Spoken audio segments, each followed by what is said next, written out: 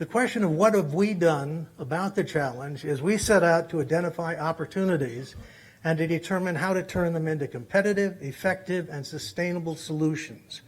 And we did that by moving through 4 stages. We examined the market, we evaluated the competition, we developed a strategy, and we identified sustainable funding mechanisms. And just a quick look at those pieces. So in terms of examining the market, and I know some of you have seen this particular graph, this is Pew Foundation and the Virginia Demographic Research Group at the University of Virginia, predicting changes in the 25 to 54-year-old population between 2010 and 2040. And what they projected at that point in time was that Wisconsin was going to lose 5.5% of its 25 to 54-year-old population during that time frame. That's 118,000 people. Okay? If you take it on per capita today, it's about $5 billion a year in annual income. These are not small numbers that we're looking at. So we worked with our research partner, Deloitte, and asked them to go around the country and take a look at what was being done by other communities, counties, and states to grapple with what was happening in their areas. Every place you see a red market, they looked at 25 different examples, and we asked them to drill down on about 10 or 11 of them, and they did that, and here's what we learned in terms of the market. Recruitment incentives are out there. They are focused on specific things that are of importance to the younger population, worker population, specifically debt management, most of which is related to student debt, affordable housing, child care and development, and quality of life. When we looked at what's out there and what they're actually doing, here's what we found. All of these recruitment incentives are targeted. So they're targeted at particular kinds of workers. They are targeted at skill sets. They're targeted at debt management, et cetera. They are almost all cash driven, but not one of them, in my personal opinion, is sustainable. And I'll explain that in just a minute. So in terms then of our developing a strategy, we said, okay, let's take a look at what the opposition has done, or the opposition to competition has done.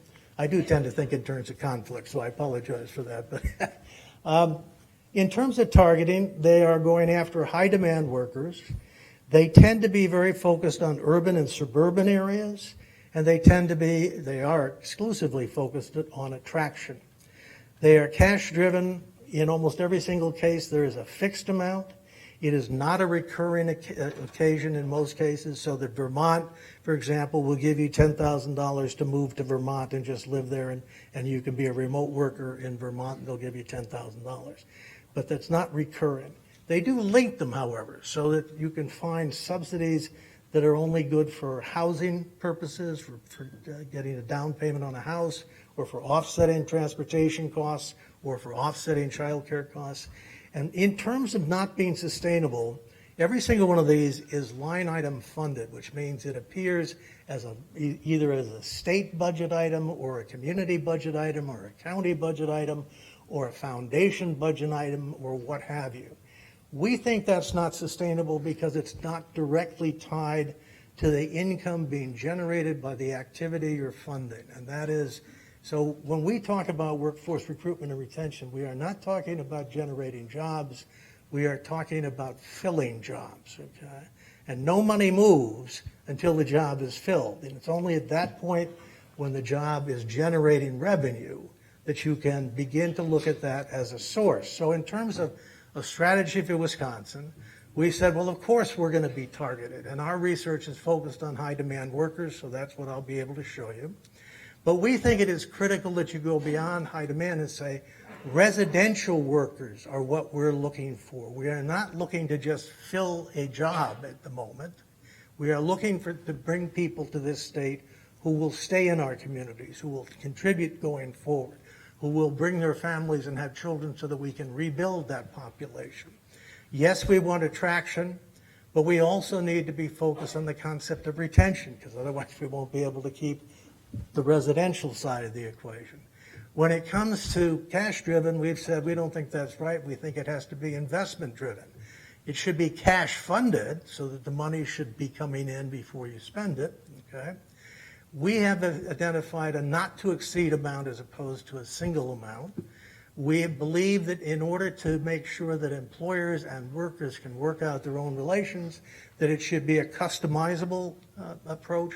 And again, we do believe in linked options, but those linked options then should make the county stronger, or the community stronger, or the educational infrastructure stronger, et cetera.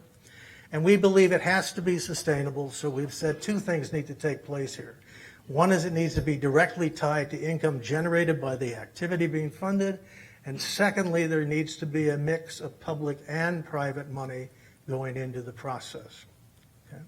So we know what we're looking for is targeted, investment-driven, and sustainable. And we said, okay, let's take a look at this question of identifying sustainable funding mechanisms. We brought 5 criteria to that search. We said all of these things need to be linked directly to the filling of high-demand jobs in Wisconsin. They need to be fiscally responsible, financially sustainable, and contractually secure. They need to strengthen state and local tax bases. They need to generate a net gain in public and private revenues. And they need to come from both public and private revenues generated as a result of filling high-demand jobs. We worked then with Deloitte to identify 3 high-demand jobs in the state of Wisconsin. Department of Workforce Development has a thing they call the top 50 jobs. In order to get on that list, you have to have more job openings than anybody else, and your median income for that job has to be higher than the state average, okay? We identified 3 that were prevalent in terms of our travels around the state of Wisconsin: nurses, welders, and software contractors and developers. And we asked Deloitte to go out and tell us and identify through research how much money, new private revenue and new public revenue, would be generated as you filled a job.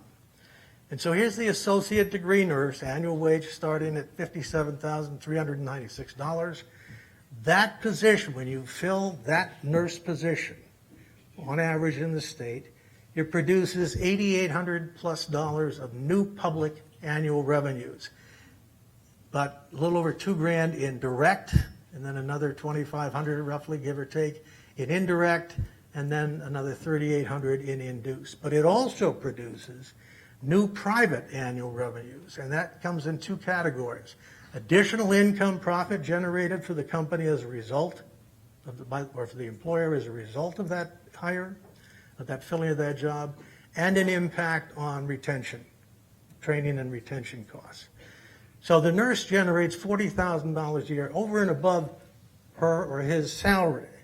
Here it is for the welder, okay? And the number there is $34,000, but notice that the welder generates more public revenue than the nurse does. Interesting, okay? And less new private annual revenues. And the IT worker, and again, if you take a look at this, you're looking at a $44,000 a year. But take a look at the private money, and if you wonder where the high competition is, take a look at the cost, the amount of money being generated in terms of retention and trying to fill that position. So then the question is, okay, what are we talking about here? And I won't bore you with all the bits and pieces on here, other than to underscore that we see this as a collaborative effort with lots of employers, with the employers, local government, local economic development folks, and with the educational infrastructure. And the job, as we see it, is to place and keep a human being in a job that works for that person, the employer, the community, and the state. We have concluded, based on the research done by Deloitte and other conversations, that the number we should be looking at is a not to exceed $20,000 amortized over a 5-year period of time, split between a public contribution or investment and a private, so $10,000 apiece. And you say, well, what does that look like then in terms of gross numbers? I have more charts than you would care to look at, but trust me, I'm trying to go through it as quickly as I can. So let's take the 5-year. What you're looking at in this green column is this is the return on investment net over a 5-year period of time. Net, it is after the $20,000 has been invested, okay? So you take that and then you say, well, how many job openings were there in 2018, for example? The DWD numbers are based upon 3 sources. They talk about job openings being projected based upon new growth, and on exits from the industry by people who are retiring or whatever. And then they talk about something called transfers, which is essentially churn within the company or within the community or whatever, okay?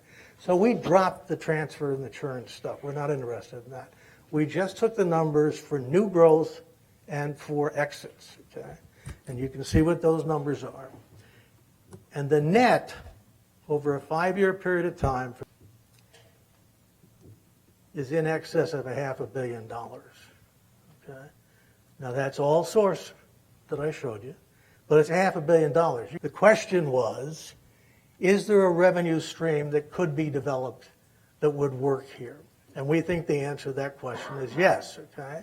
So our arguments in terms of the funding streams are pretty simple. It is that when jobs are not filled, public and private revenues are lost. It is possible to quantify the value of revenues lost when jobs are not filled.